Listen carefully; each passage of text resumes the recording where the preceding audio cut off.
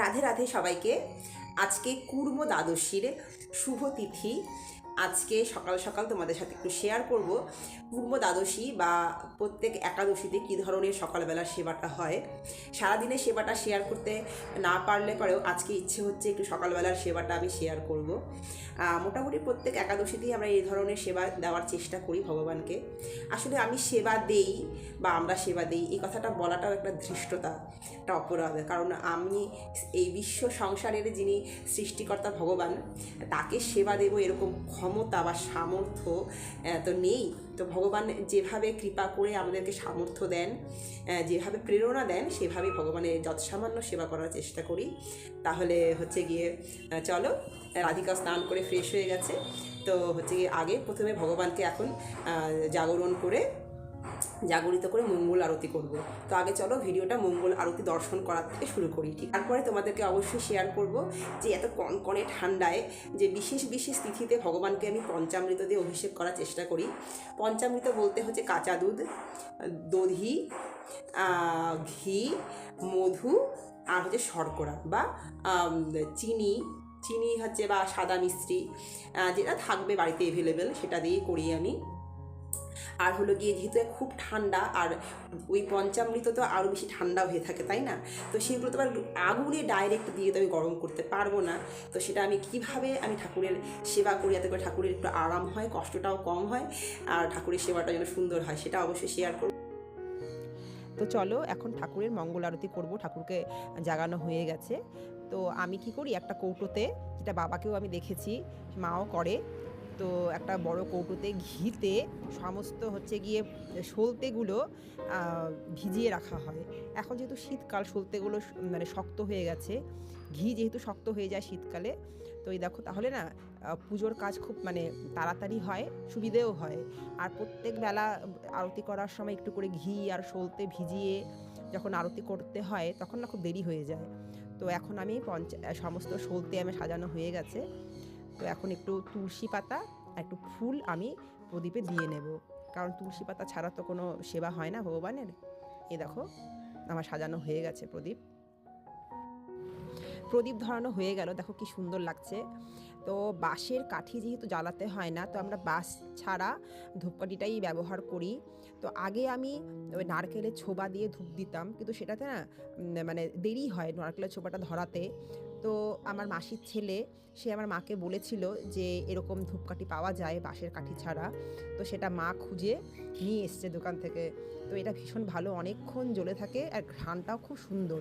দেখো বেশ মোটা মোটা হয় আর অনেকক্ষণ থাকে, খুব ভালো লাগে।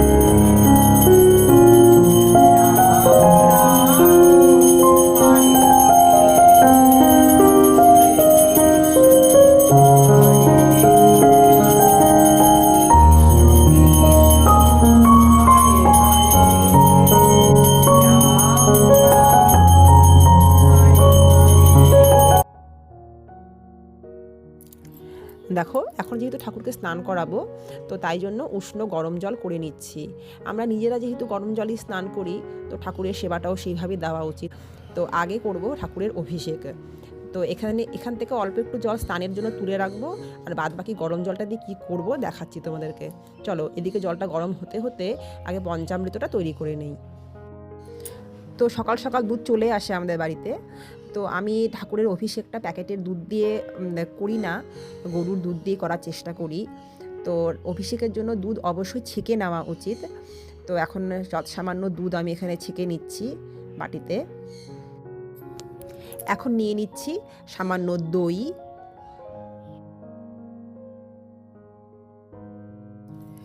তো সুতো মিছরি আমি সামান্য একটুখানি ভেঙে নিয়েছি। চিনি যেহেতু খুব একটা বাড়িতে থাকে না, তো আমি মিছরি দিয়েই করি আমি। তো সাথে আছে ঘি আর মধু। এখন এক এক করে সব আমি ঢেলে নেব পাত্রটাতে।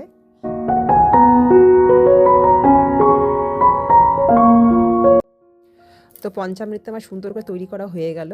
তো এটা যেহেতু ঠান্ডা কনকনে হয়ে গেছে, তো এই ঠান্ডা কনকনে ভাবটা একটুখানি দূর করার জন্য আমি কী করব, এই যে কিছুটা গরম জল আমি রেখেছিলাম স্নানের জলটা উঠিয়ে নেওয়ার পরে, তো জলটা ভালো করে ফুটিয়েছিলাম আমি, তো এতে আমি বসিয়ে দিলাম।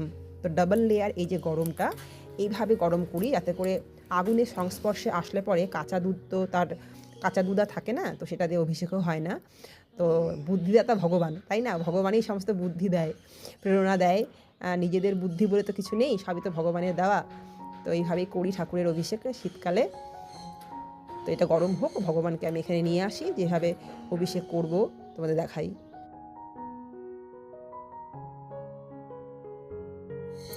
তো এই পাত্রেই আমি ঠাকুরের অভিষেক করি।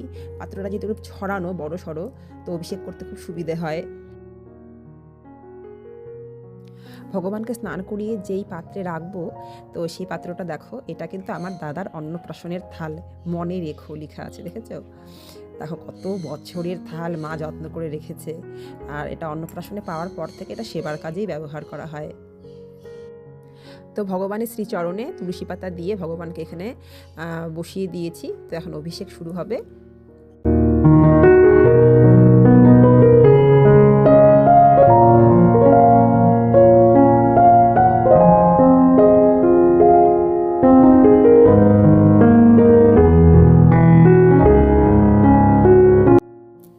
উষ্ণ গরম জল এই ঘটির মধ্যে রেখে দিলাম পাশেই, কারণ পঞ্চামৃত দিয়ে অভিষেক করানোর সাথে সাথেই একটু হালকা উষ্ণ গরম জল দিয়ে স্নান করিয়ে দেব।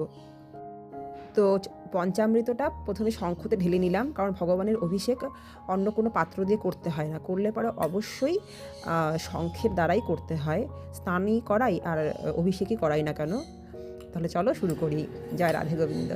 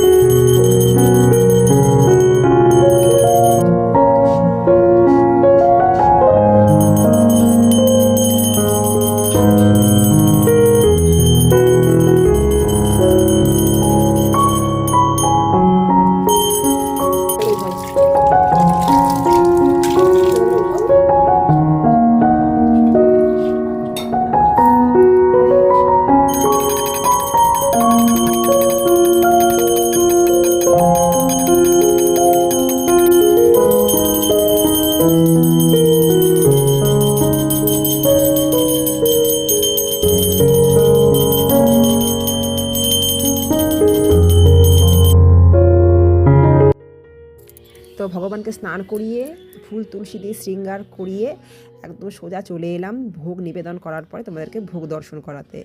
যেহেতু উপোস, একাদশী ব্রত বা দ্বাদশী ব্রত যেটাই বলো না কেন, তো আজকে তো পঞ্চশস্য ত্যাগ করতে হবে, তো তাই জন্য দুধের জিনিস, ছানা, ফল এইসবই নিতে হয়। তো আজকে সকালবেলার ভোগ দিয়েছি শ্যামাদানার পায়েস দিয়ে, সাথে আছে পানীয় জল। মহাপ্রভুকে ভোগ দিয়েছি আর রাধা গোবিন্দকে ভোগ দিয়েছি। তো এখন ভগবানের দর্শন করে নাও।